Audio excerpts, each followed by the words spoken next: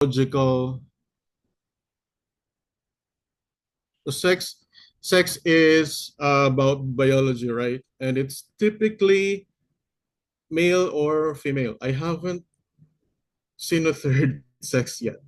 So it's male or female, and it is classified, I mean, assigned at birth, because when a baby is born, the baby is registered with the local civil registrar, and what the parents put in the sex field becomes the legal sex of the baby of that person.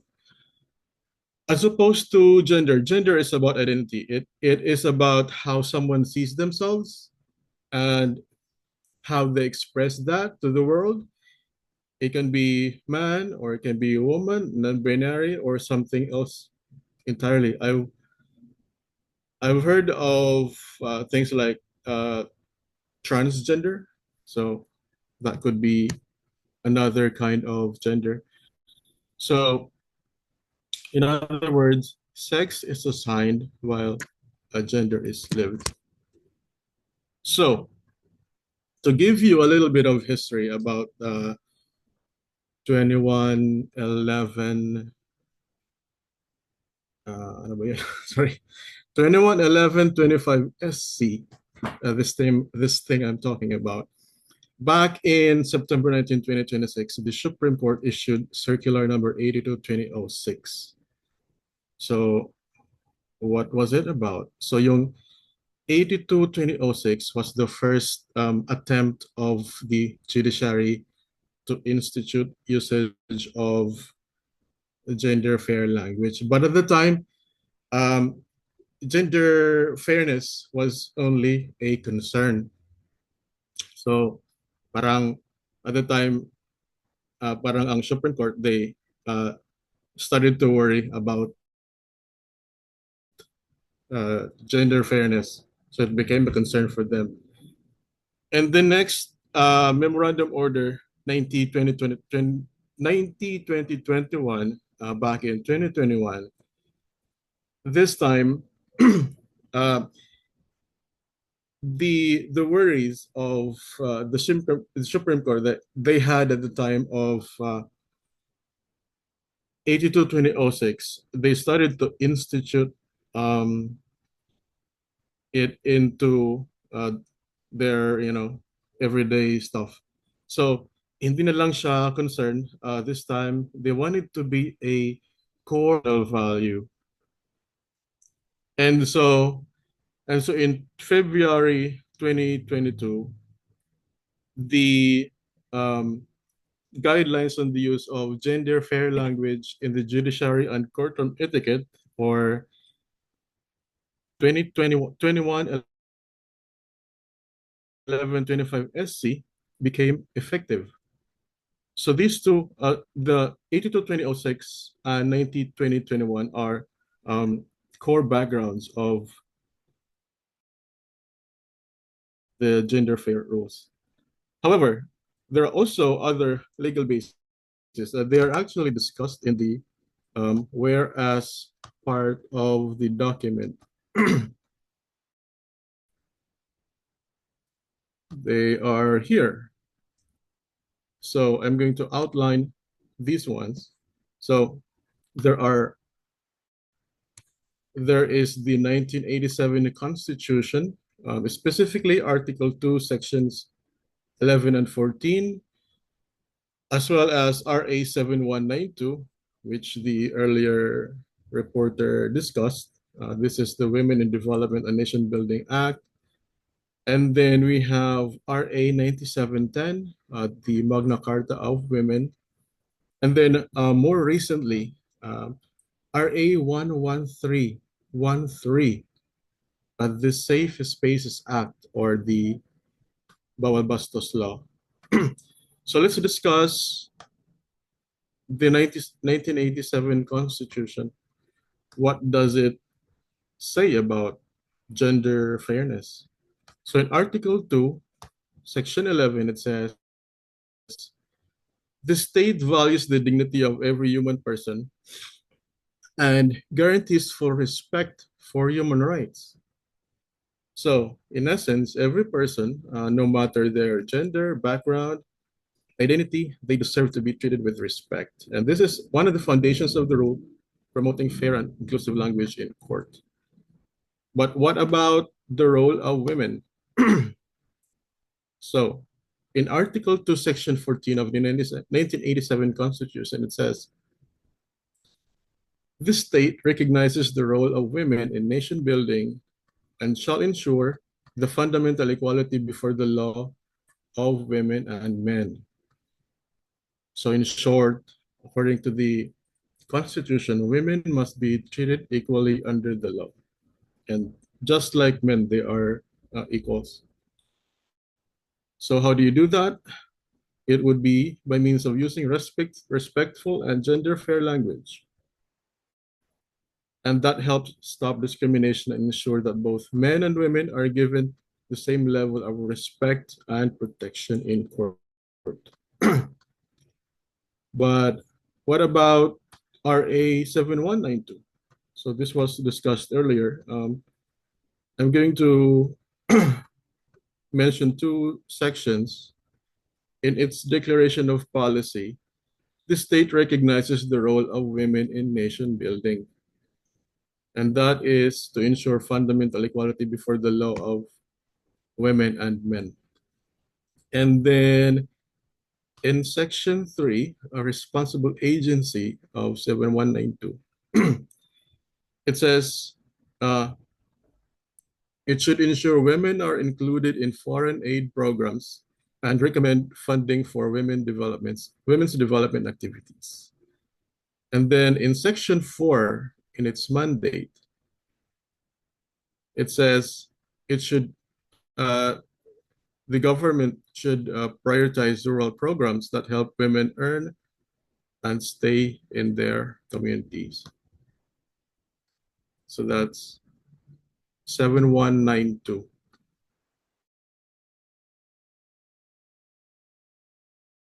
Let's go to the Magna Carta of Women.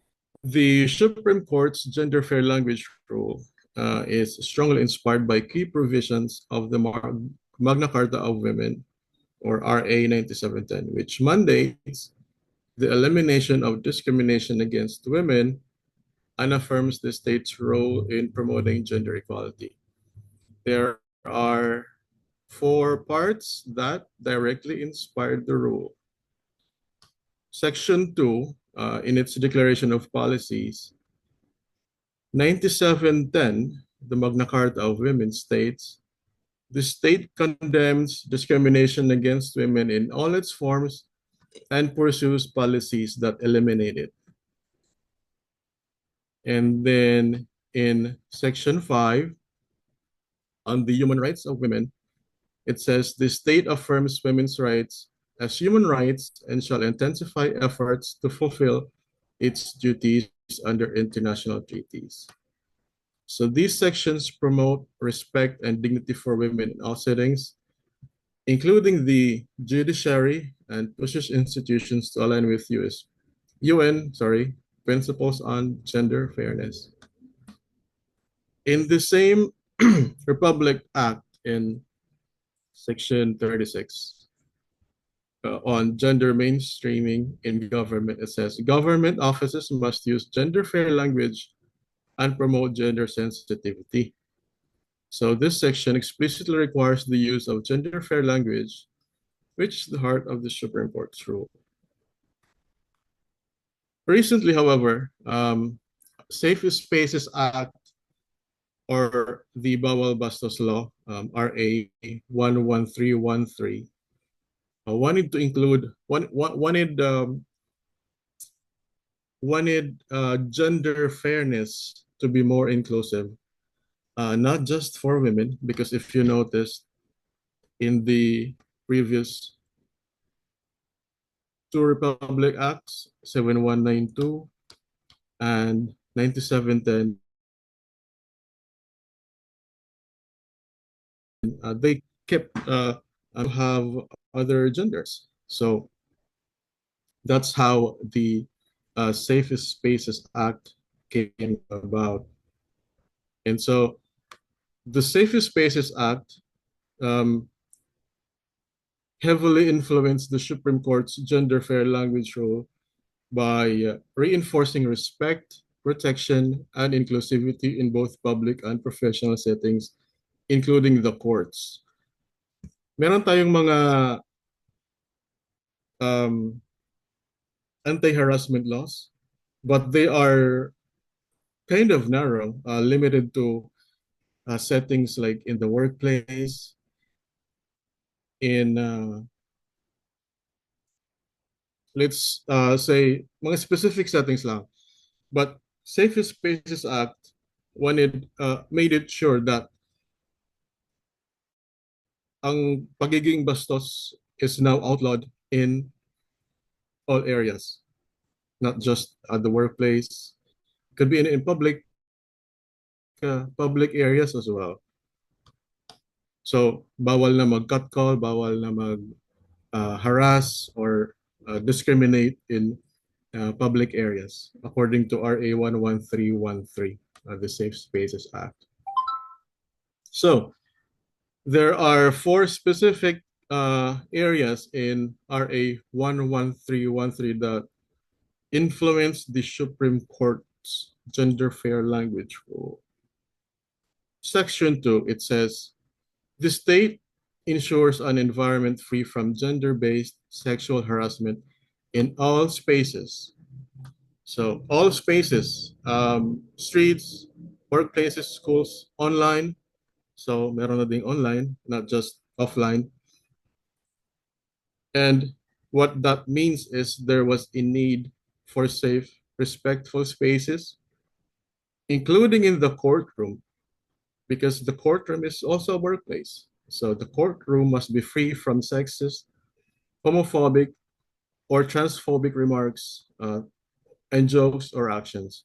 So the Supreme Court applied the same logic to legal proceedings. And then in Section 3 of the Safe Spaces Act, it defines gender-based harassment. So what does it say about gender-based harassment? Gender-based harassment includes things like verbal abuse, catcalling like mga witwi, masugad better, or sexist slurs and persistent unwanted comments based on gender, appearance, or soji. So soji, I think we all have seen it before. Soji is sexual orientation, gender identity, and expression. But recently, they have upgraded the acronym to include SC. So what is SC? That's sexual characteristics. So now it's instead of SOGI, it is SOGI SC. Okay, so ito. In RA 11313, it invites employers and institutions, like employers and heads of institutions must prevent, address, and punish gender-based harassment in their environment. So ito yung sinasabi ko kanina, pag may dumadaan na babae, bawal na mag-mention ng mga ganitong bagay. Okay, so what is it that the Supreme Court is trying to achieve then? So the Supreme Court, in very short terms, want to stop the use of sexist or biased language in courts.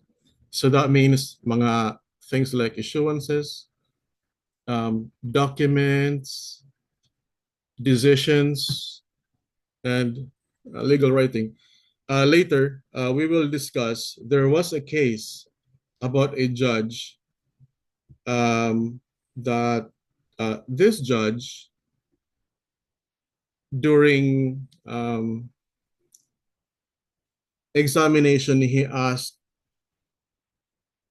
things na somewhat offensive to the uh, two persons, he was asking questions at.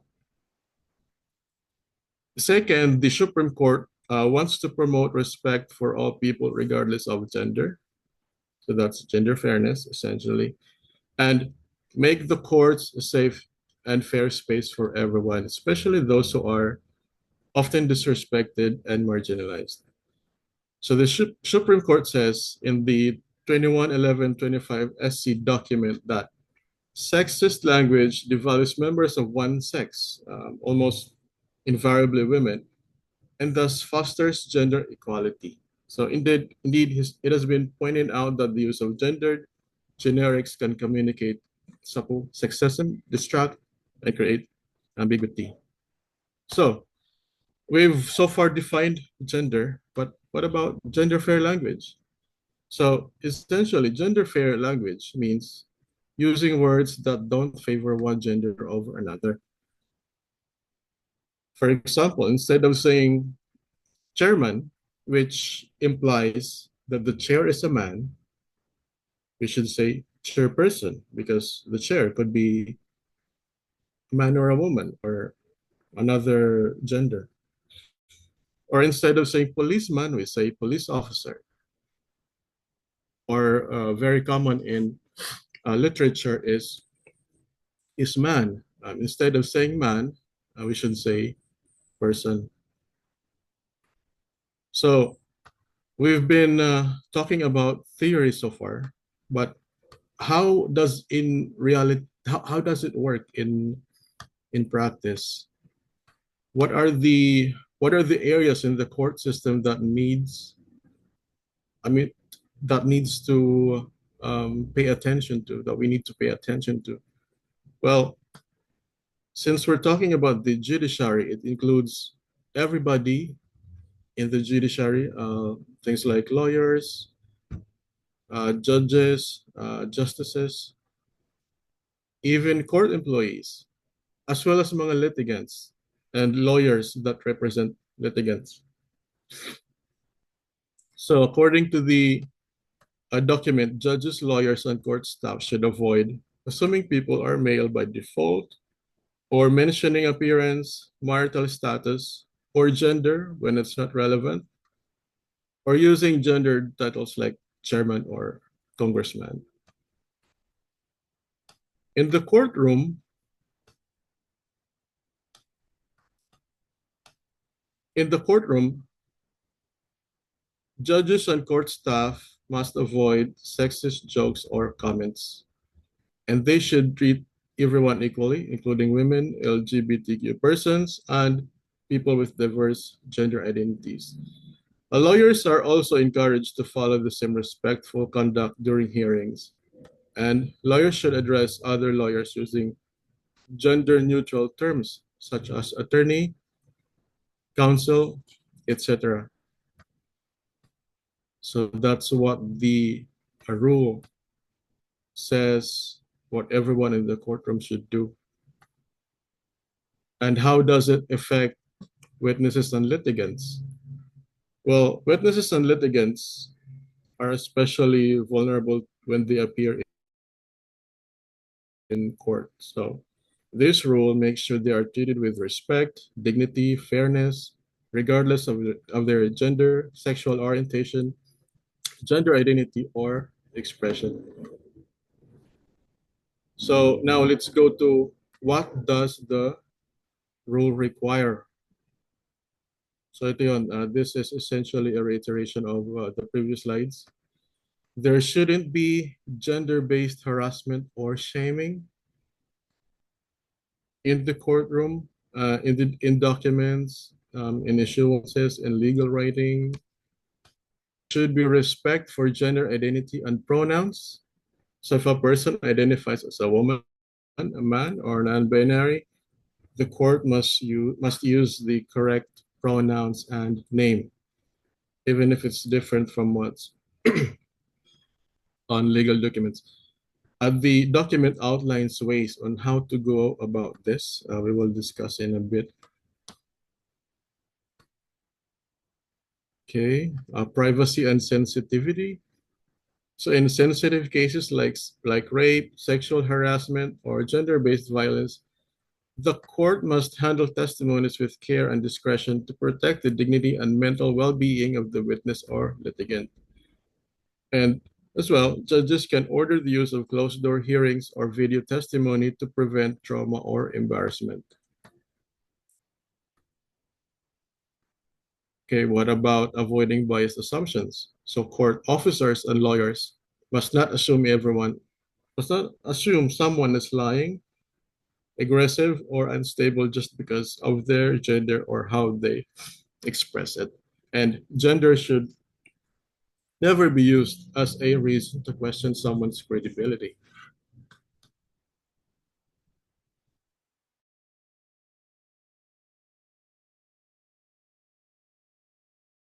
And equal treatment in language, I think all of these things matter. Well, because many people, especially women and members of the LGBTQ plus and young people as well, they avoid going to court because they're afraid of being judged or humiliated. And so this rule helps create a safer, more respectful environment, encouraging them to speak up and participate in the justice system without fear.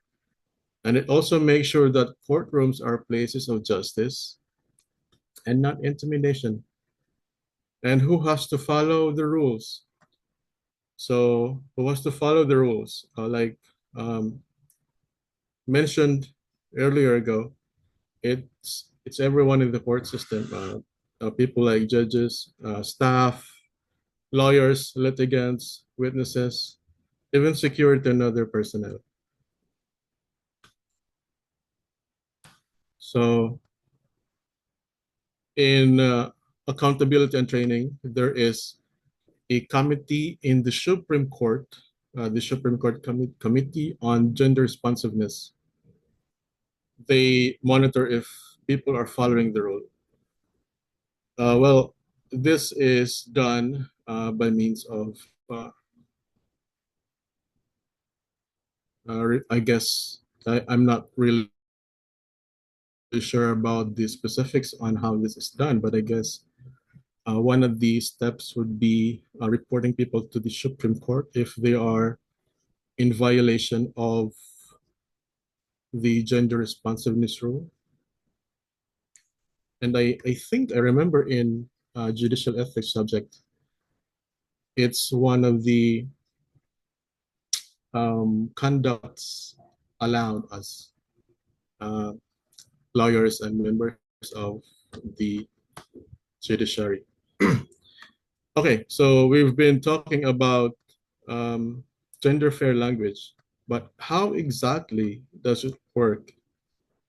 So in instances and documents, okay, let's go to the actual 211125 SC. There are five there are five main topics in the document, and they all start with the word eliminate. For example, eliminate language, written or spoken, that includes or renders invisible persons of another gender and or people with diverse sexual orientation, gender identity,